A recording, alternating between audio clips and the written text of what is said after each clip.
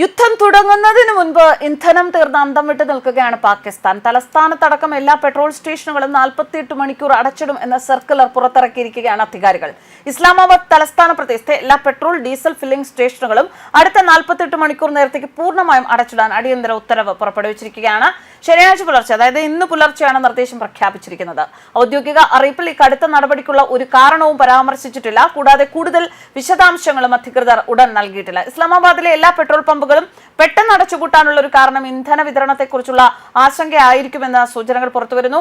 ഉടനടി പ്രാബല്യത്തിൽ വരുന്ന ഈ അടച്ചുപൂട്ടൽ ഉത്തരവ് കാലയളവിൽ ഇസ്ലാമാബാദിലെ സ്വകാര്യ വാഹനങ്ങൾ, പൊതുഗതാഗതം അല്ലെങ്കിൽ വാണിജ്യ പ്രവർത്തനങ്ങൾ എന്നിവയ്ക്ക് ഇന്ധനം ലഭ്യമാകില്ല എന്നാണ് മനസ്സിലാക്കേണ്ടത്. ഇന്ധനത്തിന്റെ പെട്ടെന്നുള്ള ലഭ്യതക്കുറവ് ഇസ്ലാമാബാദിലെ ഗതാഗതം, ജനറേറ്ററുകളെ ആശ്രയിക്കുന്ന ബിസിനസ്സുകൾ, മൊത്തത്തിലുള്ള മൊബിലിറ്റി എന്നിവയെ ബാധിക്കും എന്നാണ് വിലയിരുത്തൽ. നിലവിലുള്ള കരുതൽ ശേഖരം കൈകാര്യം ചെയ്യുന്നതിനും പരിഭ്രാന്തി സൃഷ്ടിക്കുന്ന വാങ്ങലുകളോ പൂഴ്ത്തിവയ്പ്പുകളോ തടയുന്നതിനും വിതരണം പുനഃസ്ഥാപിച്ചു കഴിഞ്ഞാൽ കൂടുതൽ നിയന്ത്രിതമായ വിതരണം ഉറപ്പാക്കുന്നതിനും പെട്രോൾ പമ്പുകൾ അടച്ചുപൂട്ടാൻ ഉത്തരവിടാം.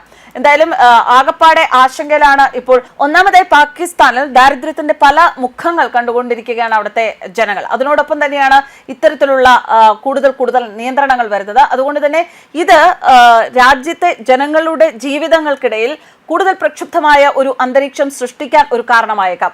രാജ്യത്തുടനീളമുള്ള ഒന്നിലധികം വ്യോമത്താവളങ്ങളിൽ സ്ഫോടനങ്ങൾ ഉണ്ടായതായും തുടർന്ന് പാകിസ്ഥാന്റെ വ്യോമാതിർത്തി അടച്ചുപൂട്ടൽ ഉണ്ടായതായും റിപ്പോർട്ടുകൾ വന്നിരുന്നു. അതിനെ തുടർന്ന് അടച്ചുപൂട്ടൽ സമയം കൂട്ടിയതാകാം. എന്നാലും ഇത്തരമൊരു അതാണ് ഇതിന്റെ ഒരു കാരണമായി, അടിസ്ഥാന കാരണമായി അധികൃതർ പറഞ്ഞിട്ടില്ല.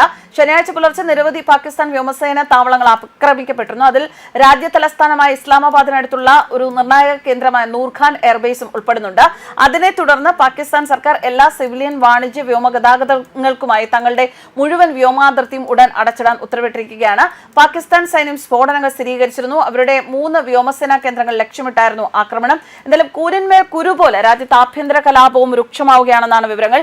ഇന്ത്യയുടെ തിരിച്ചടിയിൽ പതറുന്ന പാകിസ്ഥാന് ബലൂചിസ്ഥാൻ പോരാളികളുടെ സ്വാതന്ത്ര്യ പ്രഖ്യാപനവും ഇരട്ടപ്രഹരമായിരിക്കുകയാണ്.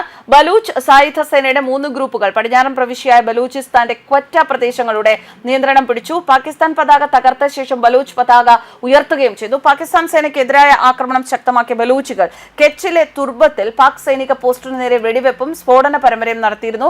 ഗിന്ന, നസറാബാദ് പ്രദേശങ്ങളിലെ സൈനിക പോസ്റ്റിനു നേരെ റോക്കറ്റ് പ്രൊപ്പൽഡ് ഗ്രനേഡുകൾ പ്രയോഗിച്ചിരുന്നു.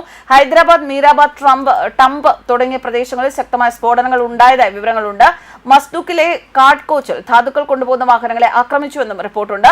ബലൂച്ച് ജനത സ്വന്തം പതാക ഉയർത്താൻ തുടങ്ങിയിരിക്കുന്നു. നയതന്ത്ര പ്രവർത്തനങ്ങൾ പാകിസ്ഥാനിൽ നിന്ന് ബലൂചിസ്ഥാനിലേക്ക് മാറ്റേണ്ട സമയമായി ബലൂച്ച് പ്രസ്ഥാനത്തിന്റെ പ്രതിനിധിയും എഴുത്തുകാരനുമായ മിർയാർ ബലൂച്ചി എക്സിൽ കുറിച്ചു. അഫ്ഗാൻ അതിർത്തിയിലും പാകിസ്ഥാന് വലിയ വെല്ലുവിളികളാണ് ഉയരുന്നത്. കഴിഞ്ഞ ദിവസങ്ങളിൽ അഫ്ഗാനിൽ നിന്ന് വലിയ തോതിലുള്ള നുഴഞ്ഞുകയറ്റം ഉണ്ടായതായും വിവരങ്ങളുണ്ട്. മുൻ പ്രധാനമന്ത്രി ഇമ്രാൻഖാന്റെ തെഹ്രിക്കെ ഇൻസാഫ് പാർട്ടി പ്രവർത്തകർ പാക് സർക്കാരിനെതിരെ കഴിഞ്ഞ ദിവസവും തെരുവിലിറങ്ങി.